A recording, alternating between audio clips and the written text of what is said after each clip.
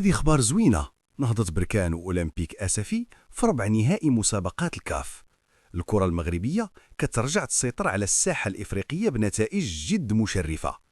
نبداو بنهضة بركان، النادي البرتقالي اللي ولفنا عليه يتألق في كأس الكاف، هاد المرة كيدير البوز في دوري أبطال إفريقيا.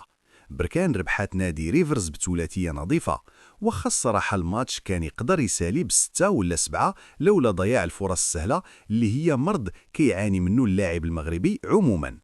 بركان تأهلت للربع ب10 النقاط في المركز الثاني مورا بيراميدز المصري، وهذا الشيء كيعني أن الفريق بدا كيسترجع التوازن ديالو واخا تراجع شوية في الماتشات الأخيرة. أما المفاجأة السارة فهي أولمبيك أسفي، القرش المسفيوي اللي في مشاركة أولى تاريخية قدر يفرض راسو ويضمن التأهل لربع نهائي كأس الكونفدرالية ب 13 نقطة كاملة. أسفي مشاو حتى الجزائر وواجهوا اتحاد العاصمة في ماتش صعيب وجابوا تعادل سلبي كان يقدر يكون رباح لولا سوء الحظ قدام المرمى.